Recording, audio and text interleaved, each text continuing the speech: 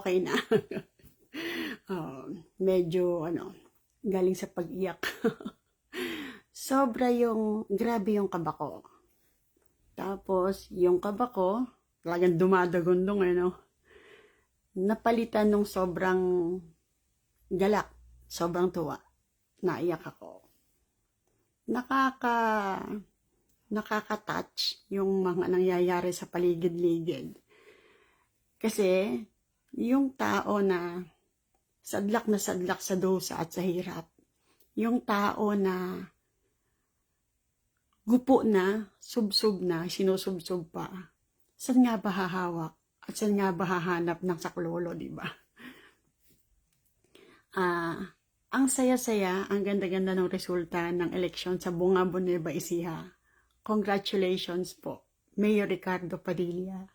At saka yung 7 na naging konsehal na nanalo, isa lang yung nalaglag, nakakalungkot. Tapos congrats din po kay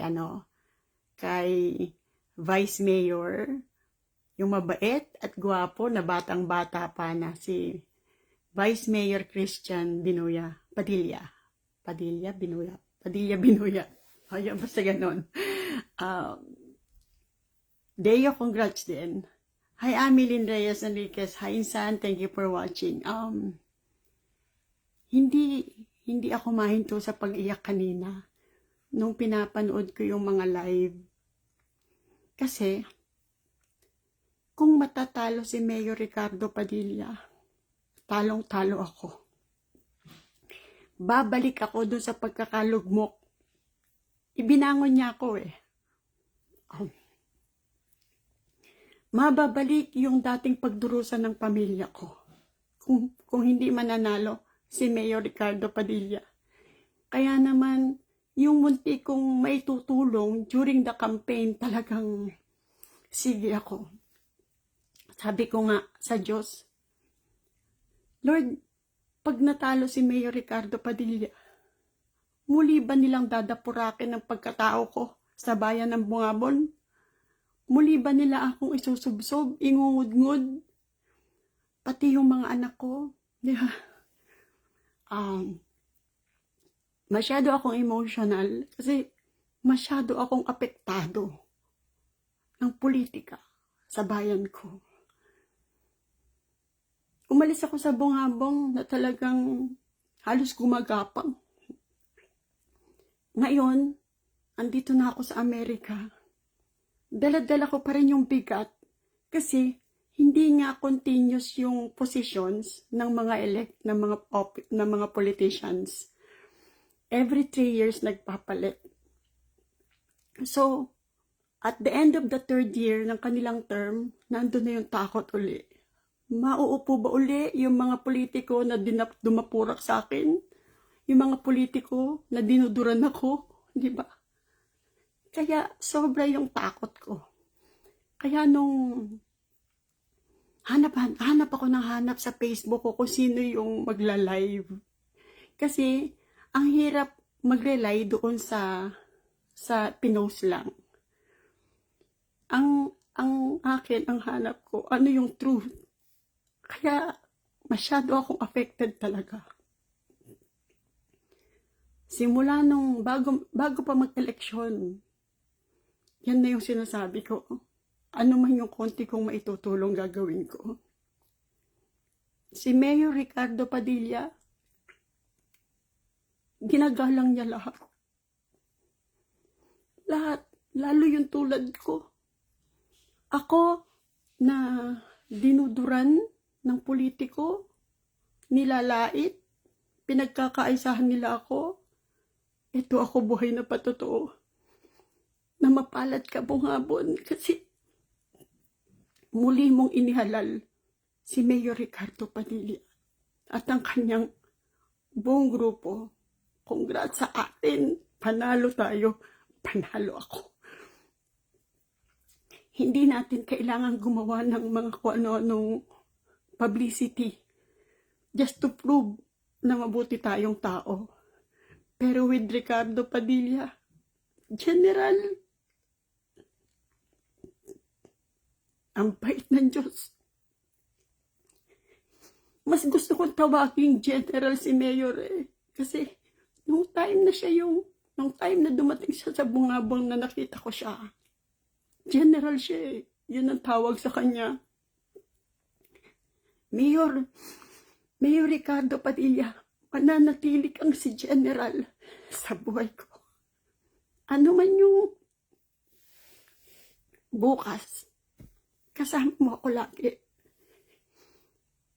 Hindi forever yung term na meron si Mayor Ricardo Padilla.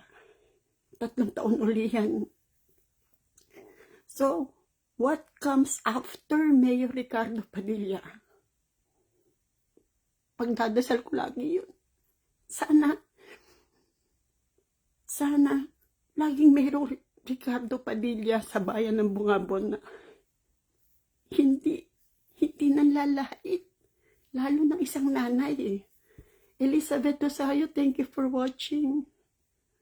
Maria Ruela Alejandro, hi babe, long time no see.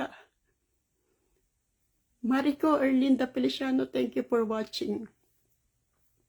Yung naging buhay ko sa Bungabon, masyadong malungkot.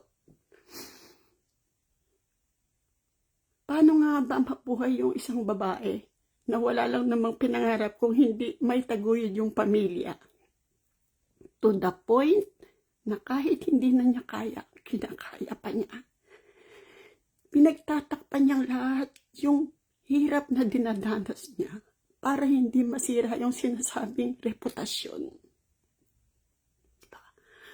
Paano nga ba ako nabuhay? Paano nga ba ako dinapura? Paano ba ako bumangon? Hindi ako bumangon. Ibinangon ako. Kasi, ang hirap bumangon. Isa si Mayor Ricardo Padilla nung time na sabi ko, Mayor, ang hirap-hirap po ng buhay ko. Humihingi po ako ng tulong. Ang sabi niya sa akin, Jeng, kung may magagawa ako, gagawin ko. Umasa ka. Hindi siya mayor noon. Sabi niya sa akin, sana magkaroon akong muli ng pagkakataon na isa ka sa maproteksyonan ko. Ipagdadasal ko po yan. At kahit ano po na maaari ko itutulong ko. Mapalad ka, Bungabong. Mapalad tayo. Hindi kayo nagkamali. Hindi tayo nagkamali. Dahil ako mismo, buhay na patotoo. Kaya lang talagang, kahit ganun yung faith mo, kahit ganun yung pananampalataya mo, nandun yung kaba na mananalo kaya, diba? Kasi hindi naman natin hawak, diba? Pero, ang bait ng Diyos, diba? Ang bait ng Diyos. Si Mayor Ricardo Padilla, iginagalang niya lahat. Kahit anong sabihin nila, meron tayong maisasagot eh, di ba? Kaya nga yung mga bumabanat na nagme-message sa akin, mga nagpo-comment do sa post ko, sa mga videos ko, sumasagot ako sa kanila. Bakit? Kasi alam ko yung totoo. Alam ko kung paano tayo ipinaglalaban ng isang Mayor Ricardo Padilla dahil ako mismo. Kaya lang, paano nga ba tayo ipaglalaban ng isang Mayor Ricardo Padilla kung mawawala siya sa pwesto? Nakita ko yun. During the time na iba yung mayor, iba yung mga nakapwesto, wala siya talagang magagawang tulong. Kasi wala siya sa posisyon, pero ngayon nasa posisyon. Salamat, Bungabon. Isa ako sa tinutulungan mo, Bungabon. Salamat, mga kababayan ko. Kasi dahil sa paghalal ninyo, pagluklok niyong muli kay Mayor Ricardo Padilla, buhay na buhay ang pag-asa ko na mananatiling maayos yung buhay namin. Masyado hirap ko sa Bungabon. Pasensya na kayo, emotional ako kasi tuwan-tuwa po ako talaga. Ano po ako hindi po ako, pag ganyang may laban, hindi Hindi ako 100% positive. Hindi ako 100% positive. Umaamin ako. 50-50 ako. Nandun yung doubt, nandun yung pag-asa. Hindi ako Rowena Brutas, thank you for watching. LB Pakleb, thank you for watching. Dora Orad, thank you for watching. Hindi ako 100%. 50-50 ako. Kasi ang katwiran ko ito. Dapat may positive, dapat may negative. Kasi yun yung life. Kapag ka kasi masyado kang positibo, minsan nandun yung temptation, nandun yung failure. Kaya nga sabi ko, dapat pala sa buhay, dapat 50-50 ka. Meron kang place o pwesto para doon sa pag natalo ako, ito yung plan B ko. Parang ganon. Dapat meron tayong plan A. Pag hindi nag-succeed, dapat nakagayak na yung plan B. Do not stay doon sa isang plano lang, di ba? Kaya ako, positive, negative Sabi ko, if in case hindi nanalo si Mayor Ricardo Padilla, sana yung bago ang manalo. Sana yung isang bago na lumalaban ang manalo. Why? Kung meron ka nang na-experience na hindi maganda doon sa tao, ang panalangin mo doon ganito Lord, nahirapan ako sa kanya. Hindi okay. Sana doon tayo sa isa. Parang ganun ako. Pero hindi ko siya yung dina-downgrade. Hindi. Kasi kung ano yung ginagawa mo sa iba, yun ang gagawin sa iyo, di ba? Ako naman, yung ginawa nilang pagdapurak sa pagkatao ko, hindi naman para gumanti ako. Kung hindi para ba, sinasabi ko lang, sana wag na lang siya. Sana wag na lang manalo yun. Ganun lang ako. Pero yung siraan o kung ano, hindi. Pero magsasalita ako ng totoo. Kasi, hindi mo kailangan gumawa ng kasinungalingan para magkaroon ka ng sasabihin. Yung sasabihin mong totoo, yun yung masakit doon sa tao. Kasi nagsasalita ka ng totoo. Totoo na may politiko sa Bungabon, Nueva Ecija na dinuran ako. Naglalakad ako papunta sa clinic ko. Huminto yung sasakyan niya, unti-unti niyang binaba yung bintana ng sasakyan niya tapos dinuran niya ako. Malayo lang ako ng konti kaya hindi ako naabot ng dura. Totoo yan. Yun, totoo yun. Pero tinatanong nila, nagme-message sila sa akin, Jeng, sino yun? Hayaan mo na lang sa akin yun. Yung ibang nakakita nun, alam yun. Diba? Yan. Kaya, congratulations Bungabon, Nueva Ecija. Galak na galak ako dahil panalo ako. Mayor Ricardo Padilla, hindi lang ikaw yung nanalo. Nanalo ako. Ako yung ipinanalo mo. Dahil naalala ko yung pangako mo sa akin noon. Sabi mo sa akin noon, Jeng, sana magkaposisyon ako. Para kahit papano, may magawa akong tulong sa'yo. Mayor Ricardo Padilla, nanalo ako. Sa pagkapanalo mo, panalo kami ng mga anak ko. Salamat. Salamat sa pagsisikap mo na maiayos yung Bungabon. Salamat sa pamatayan mo, sa panuntunan mo, na lahat ng tao ay pantay-pantay. Yung iba na nagsasalita ng negatibo tungkol kay Mayor Ricardo Padilla, why don't you try? Huwag kayong basta dadaan sa ibang tao. Hintayin nyo siya. Lapitan nyo siya. Dahil hindi niya kayo tatanggihan. Ang mahirap lang kung hindi niya kaya yung gusto ninyo. Pero hanggat makakaya niya, umasa kayo Bungabon. Hindi niya kayo pababayaan.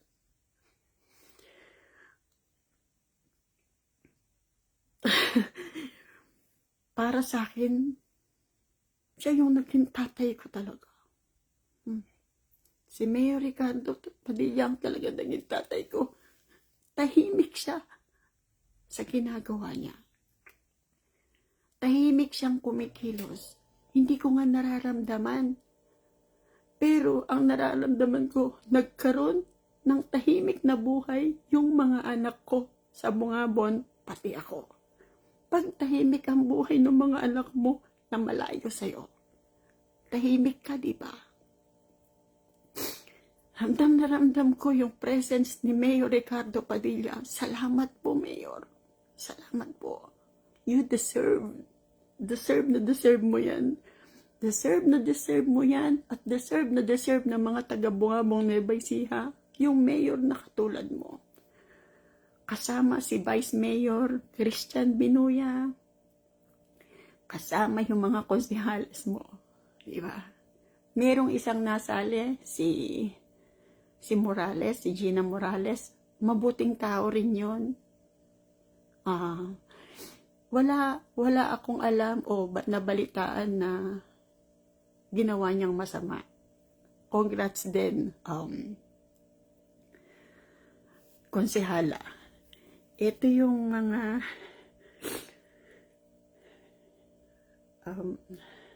ito yung mga pinicturean ko. Yung gusto ko lang batiin yung nanalong pinakaunang konsehal, Maylin Mosorus, congrats. Mas bata itong hamak sa akin. Tapos yung pangalawang konsehal, si Roniel de la Cruz. Hindi ko to kilala. Tapos yung pangatlo, si Cruz Melody. Tapos yung pang-apat, si Dandan Jomar. Ito kilala ko to. Tapos yung panglima, Deo Padilla. Mabuting tao din. Kasi, sabi ko nga, dapat yung bunga, kung ano yung puno Ngayon, kumisan kasi sabi nila, iba yan sa tatay niya. Siguro iba lang yung style. Pero, Padilla yan. Anak ni Mayor Ricardo Padilla. Tapos yung pang-anim, si Ronquillo Marvin. Hindi ko na rin kilala to. Tapos yung pang-pito, si Marcelo Noriel. Tapos yung pang-walo, yun nga, si Gina Morales. Congrats. Tapos yung vice mayor natin na napakabata pa. Congrats. Ang ganda-ganda nung line-up. Ang ganda-ganda. Kaya lang nakakalungkot dun sa isang RP team na hindi pumasok. Pero ganun talaga. Panapanahon. Sabi ko nga, merong oras at panahon para sa lahat. Ang maganda lang, yung kung paano ka naninindigan para sa tama, hindi ba?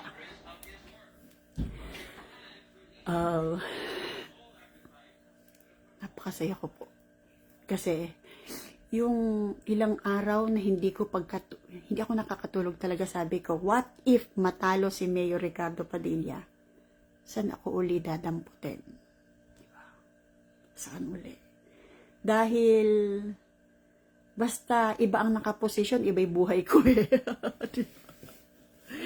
Iba po yung buhay ko pagka hindi si Mayor Ricardo Padilla ang mayor. Sana one day, maging mayor naman si Christian Binuya. Mabuting tao din. Maraming pwedeng humalili pag nag-retire na si Mayor Ricardo Padilla. Marami. Sana yung Agos maging smooth. Kung sino man yung mga nagsasalita ng negatibo, lalo napanood ko yung video ni Vice Mayor Christian Binuya. Totoo na may sinasabi niya Hindi pa siya politiko, negosyante na siya. Hindi naman kailangang lahat ng itinutulong mo, ina-announce mo. Pero sa nakita ko po, being a politician, you need to always announce. You need to always declare ano yung help na ginagawa mo. Kasi, ang sinasabi nila dyan, isa kang magnanakaw o isa kang kumikita ka, ginagamit mo yung politika. Kaya doon po sa mga nakaposisyon, maging transparent po kayo. I-post nyo lagi sa Facebook para matalampak sila, di ba? Congrats to you, Vice Mayor Christian Binuya. Tuwang-tuwa ako doon sa mga sinasabi mo at tama rin yung sinabi niya. Sino pa ba ang kukunin mong sekretary? Iba pa ba? Pwede naman yung asawa, pwede naman yung nanay, pwede naman yung kapatid, hindi ba?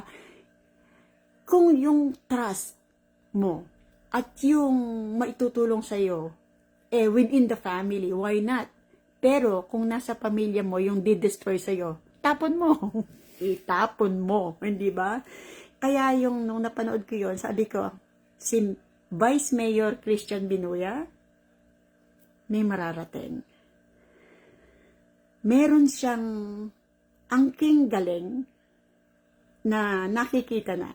Unang-una, ang nagustuhan ko sa kanya, nung nag-birthday ako dyan sa Philippines, dumalo siya eh. Natutuwa ako sa kanya kasi naalala niya nung nag-uumpisa yung school ko, yung John Marco Special Montessori School, na bumibili ako ng gamit sa kanya.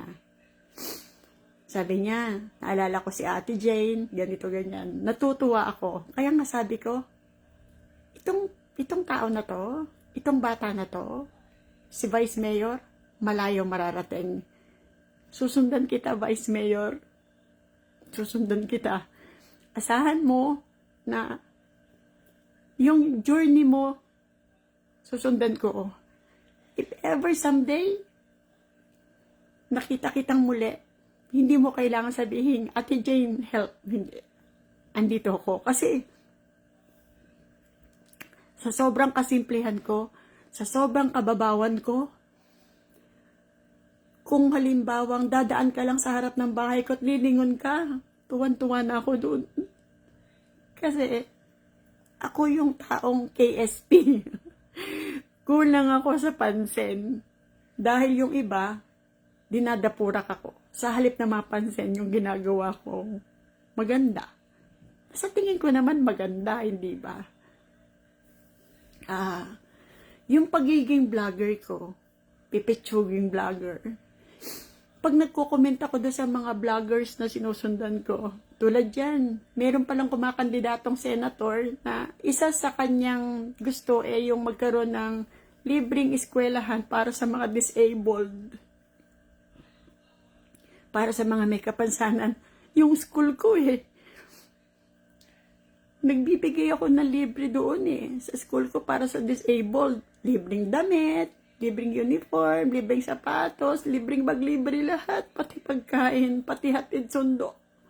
Pero yung mentalidad ng mga magulang iba, nahirapan ako noon magpaliwanag. Pero nakakuha ako ng mga batang taga-bungabong na may kapansanan. Kasama sila ni John Marco na nag-aral noon sa school ko. Kaya lang, dahil walang support from the parents, kasi they were discouraged by many, so bumagsak yun. Ang natira na lang si John Marco. Ngayon, nung huli, nung medyo nakakabawi na ako, unti-unti nagtatanggal ako ng matrikula, pero dinapurak niyo ako. Pinalitaw niyo akong luka-luka. Pinalitaw ako luka-luka ng mga politiko sa Bungabong, ng mga kapwa ko may-ari ng eskwelahan, kasi bakit daw ako nagtayo ng eskwelahan para maglibre? Ano, pakialam niyo, hindi ba? Kaya Kaya, kung gusto mong tumulong, kaya. Pero pinatay niyo kami. Dinurog niyo eskwelahan. Pinagtulong-tulungan niyo ako. Di ba? Pinalitaw niyo akong lukaret. Di ba? Ang gusto ko lang tumulong. Pero still nanindigan ako. Tumulong ako. Hanggang sa lahat na libre. Pero hindi libre.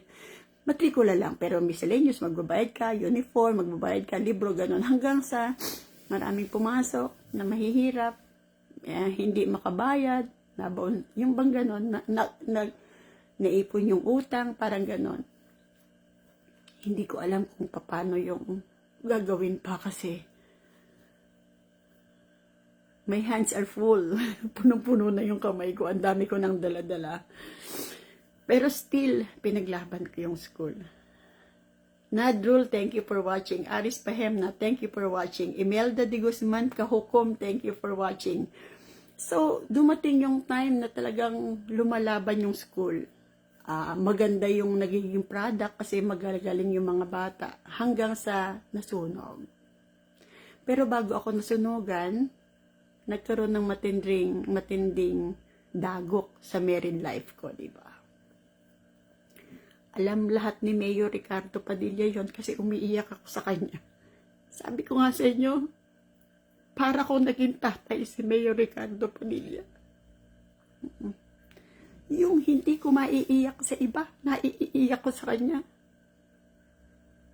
Kaya,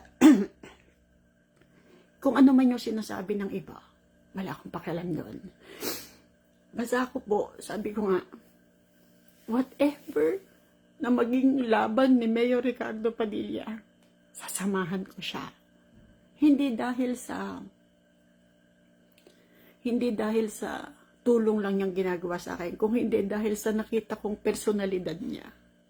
Mabuhay ka bungabong, napakahusay ng isang Mayor Ricardo Padilla. Kaya tingnan niyo, bayan ng Bungabong, ang ganda, di ba? Ang ganda.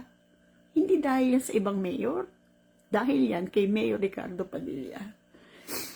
Kaya kung darating ang time ng retirement ni Mayor Ricardo Padilla, sana meron siyang mahubog na mga tao na papalit sa kanya. Dahil walang permanent, walang forever. Diba? Kaya, salamat talaga. Meron pa rin, tahimik pa rin pala uli. Diba?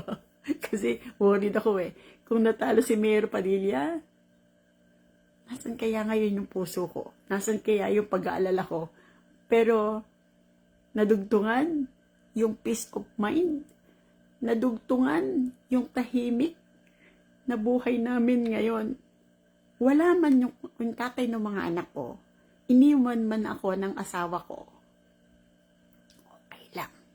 Okay lang. Kasi alam ko, dahil eto na ako nagsasalita, nalalaman na nila yung totoong ako. Kasi binild up ako ng mga tao in bad manners, in bad side. Ito po ako. Hindi po ako tulad nung sinasabi nilang masyadong masama. Stricta po ako kasi gusto ko matuto yung batang hawak ko. Gusto ko maging tapat si teacher sa kanyang mga estudyante. Kaya naman nagagalit ako lagi pag walang lesson plan yung teacher. Tama naman, di ba? Ang guro may lesson plan. Kaya siya nagpaplano ng lesson para may matutunan yung bata. Pero kung wala siyang lesson plan, bakit siya magtuturo, di ba? So, negative. Ngayon po, puro ako positive. Positive ako dahil yung tatay ko, si Mayor Ricardo Padilla, alam ko, isang text away, isang call away, napaka-open. Pagka nag-ring yung telepono, normal, ordinary, sasagot siya. Siguro makakatatlong ring, sasagot siya. Ordinary, di ba? Hindi special. Kasi, isa siyang politiko na merong pantay-pantay at ordinaryong pagtingin sa bawat tao. Hindi pwedeng may special. Kailangan po ordinary lang. Pag special, ibig sabihin may kinikilingan. Pero kay Mayor Ricardo Padilla, pantay-pantay tayo. Ordinary tayo. Bakit ordinary ang tawag ko sa atin? Kasi hindi pwedeng magkakaroon ng mas lamang na pagtingin at mas mababang pagtingin. Doon tayo sa regular. Ang regular po ay ordinary. Kapag ka regular ang pagtingin, ordinary, pantay-pantay. Walang mayaman, walang mahirap. Mungabon, congratulations. Batiin niyo ako, panalo ako. Panalo ako. Mayor, salamat. Yung effort mo, yung effort ng mga tumulong sa'yo, yung effort ng lahat ng sumuporta sa'yo, salamat. Dahil kung hindi sa inyo, hindi siya maluluklok mula, hindi ba? Kaya po, masyado akong affected. Ang naisip ko, what if natalo? Diba? What if natalo si Mayor? Saan kami pupulutin? Lalo ako, di ba? Pero if in case, natapos na yung term, di ba? Tapos na yung term. O, doon ako, no? meron akong plan B. Di ba? Sabi ko nga sa inyo, don't stay doon sa plan A lang. Dapat may plan B ka. Mary Jane Onya, thank you for watching. Desiree Pasco Bajon Balae, thank you for watching. Connie Reguel Caicedo, thank you for watching. Venus Bong Torres, thank you for watching. Ito na po yung plan A. Nanalo. Pero dapat, meron kang plan B. Ano yung plan B mo? After ng term ni Mayor Ricardo Padilla, who will you support? Siyempre, yung i-endorser niya, hindi ba? Tapos, hindi ko sinasabi na pag nag-endorse siya, i-patronize ninyo. Ang akin po, pili kayo ng maayos na mamumuno sa atin. Huwag yung nandudura. Kasi, kahit anong biling-baliktad ko, hindi ko maisip bakit ako dinuraan. Diba? Huwag yung nandudura. Huwag. Ang dami, may magme-message na naman sa akin yan. Sino ba yung nandura sa'yo? Still, di ko sinasabi. Basta ang akin lang, doon sa mga nanalo, wala yung nandura. Diba? Sana. Diba, no? Nakikiisa po ako sa pagkapanalo ng Bungabon ni Baisiha. Nakikiisa ako sa inyo. Diba? Nailabas ko na. Diba? Hindi ako mapakali eh. Naligo lang muna ako para yung buhok ko hindi masyadong oily itsura. Diba, no? So, yun lang po. Muli, binabati kita Bungabon. Nagpapasalamat ako sa Diyos. Kasi, ito siya uli. Nanalo yung tatay ko. Si Mayor Ricardo Padilla. Panalo ako. Panalo tayo. Diba?